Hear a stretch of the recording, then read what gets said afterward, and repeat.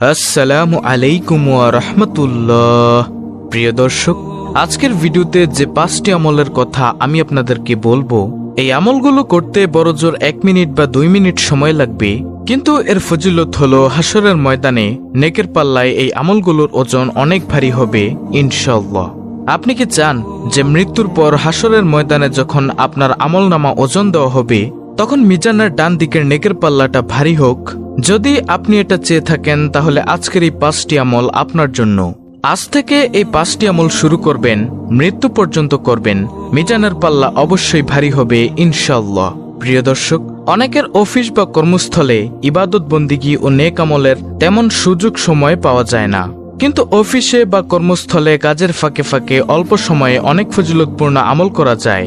কাজের ফাঁকে 1 মিনিটে অনেক ভালো কাজ করা যেতে পারে এবং বিশাল সওয়াব পাওয়া যেতে পারে। শুধুমাত্র 1 মিনিটের সতর্ক আমলে আমলনামায় অনেকগুলো সওয়াব ও পুণ্য লেখা হবে।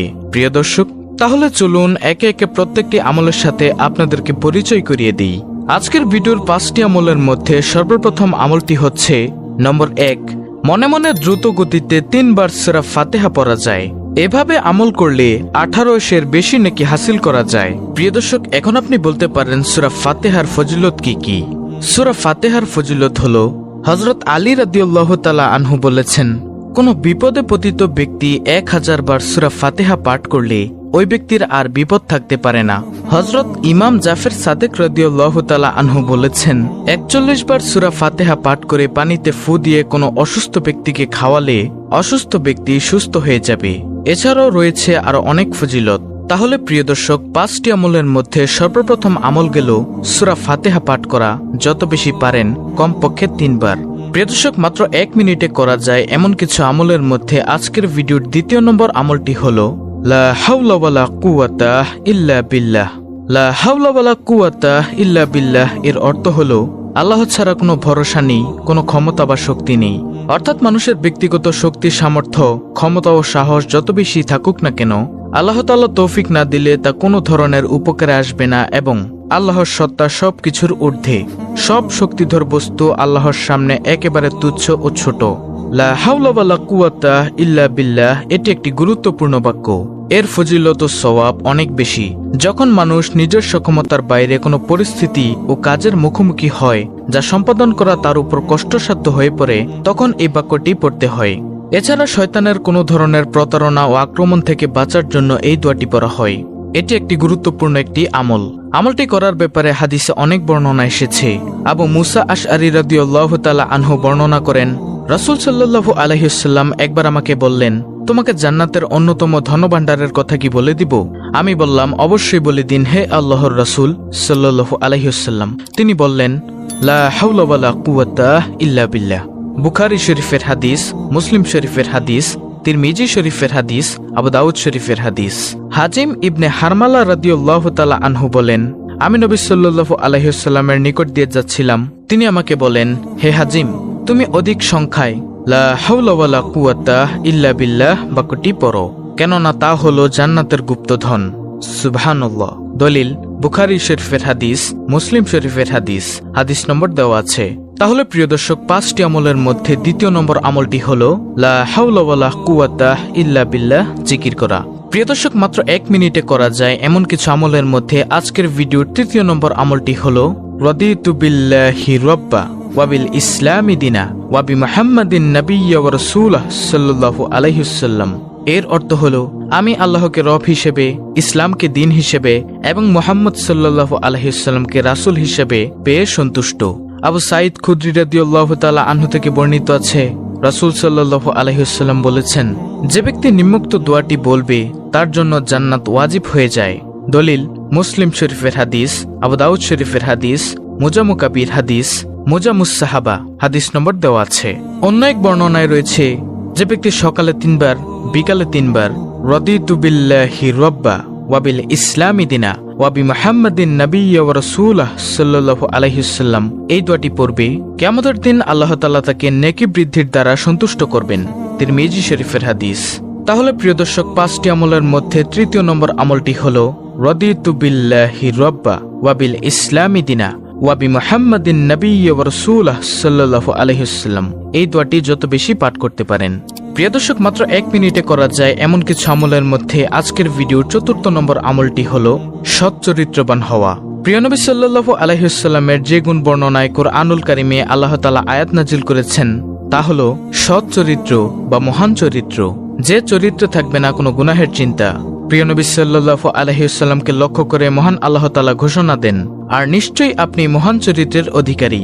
কিয়ামতের ময়দানে এই উত্তম চরিত্রের লোকদের আমলনামা হবে 7 আসমান ও 7 জমিনের চেয়ে ভারী। প্রিয় দর্শক, এই সৎ চরিত্রের সংক্ষিপ্ত পরিচয় হলো হালাল গ্রহণ করা, হারাম বর্জন করা, আর নিজ পরিবারের স্ত্রী, সন্তান, মা বাবা ও ভাই বোনদের সঙ্গে উত্তম ও উদার ব্যবহার করা। তাহলে প্রিয় দর্শক, 5টি আমলের মধ্য থেকে গেল 4র্থ নম্বর আমল, অর্থাৎ সৎ চরিত্রবান হওয়া। প্রিয় দর্শক, মাত্র 1 মিনিটে করা যায় এমন 5টি আমলের মধ্যে আজকের ভিডিওর সর্বশেষ 5ম নম্বর আমলটি হলো ইস্তেগফার করা। ইস্তেগফার মানে হলো ক্ষমা প্রার্থনা করা, আল্লাহর কাছে মাফ চাওয়া। প্রতিদিন বুঝে না বুঝে নিজের অজান্তে অসংখ্য মানুষ ভুল করে বসে। অধিকাংশ সময় জেনে বুঝে শুধুমাত্র কুপ্রবৃত্তির অনুসরণ করে পাপ করে ফেলে মানুষ। তবে আল্লাহ তাআলা পাপাচারে লিপ্ত বান্দার জন্য ক্ষমার দুয়ার খোলা রেখেছেন সব সময়। তাই মানুষ যতই ভুল করুক না কেন, অনুতপ্ত হৃদয়ে আল্লাহর কাছে ক্ষমা চাইলেই তিনি ক্ষমা করবেন। পবিত্র কুরআনুল কারিমে আল্লাহ তাআলা বলেন, এবং আমি অবশ্যই ক্ষমাশীল তার প্রতি যে তওবা করে, ঈমান আনে, সৎকর্ম করে ও সৎ পথে অবিচল থাকে। সূরা তাহা আয়াত নম্বর 82। আরেক আয়াতে এসেছে, যে ব্যক্তি কোনো মন্দ কাজ করে ফেলে বা নিজের প্রতি জুলুম করে বসে তারপর আল্লাহর কাছে ক্ষমা চায়, সে অবশ্যই আল্লাহকে অতি ক্ষমাশীল পরম দয়ালু পাবে। সূরা নিসা আয়াত নম্বর 110। রাসূল সাল্লাল্লাহু আলাইহি ওয়াসাল্লামের কোনো গুনাহ ছিল না, তিনি ছিলেন নিষ্পাপ। এরপরও তিনি দিনে রাতে প্রচুর পরিমাণে ইস্তেগফার পাঠ করতেন, আল্লাহর কাছে কেঁদে কেঁদে দোয়া করতেন। ইবনে আব্বাস রাদিয়াল্লাহু তাআলা আনহু থেকে বর্ণিত, রাসূল সাল্লাল্লাহু আলাইহি ওয়াসাল্লাম বলেছেন, যে ব্যক্তি বেশি বেশি ইস্তেগফার করে আল্লাহ তাআলা তার সব সংকট থেকে উত্তরণের ব্যবস্থা করে দেন, তার সব পেরেশানি দূর করে দেন এবং তাকে এমন জায়গা থেকে রিজিক দান করেন যা সে কল্পনাও করতে পারে না। সুনানে আবু দাউদ হাদিস নম্বর 1518। ইস্তেগফারের মাধ্যমে আল্লাহর রহমত ও নিয়ামত লাভ করা যায়।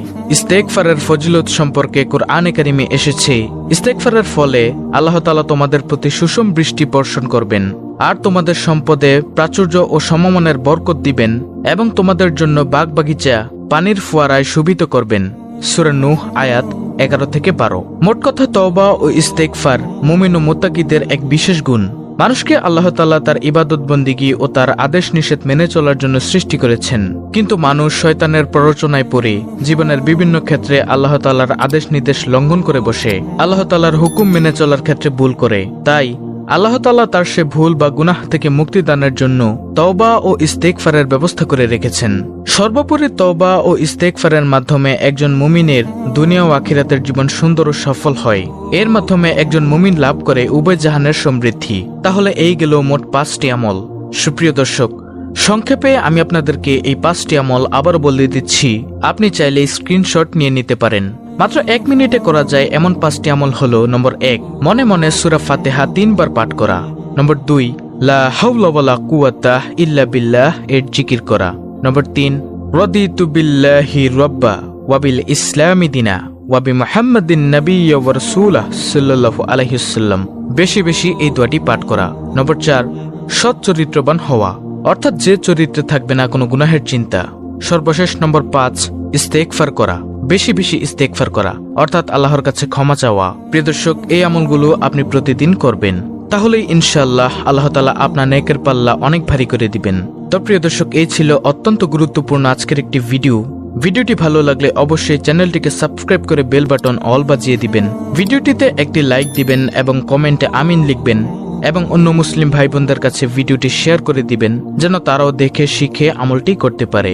আল্লাহ রাব্বুল আলামিন আমাদের সকলকে এই 5টি আমল করার তৌফিক দান করুন। আমিন।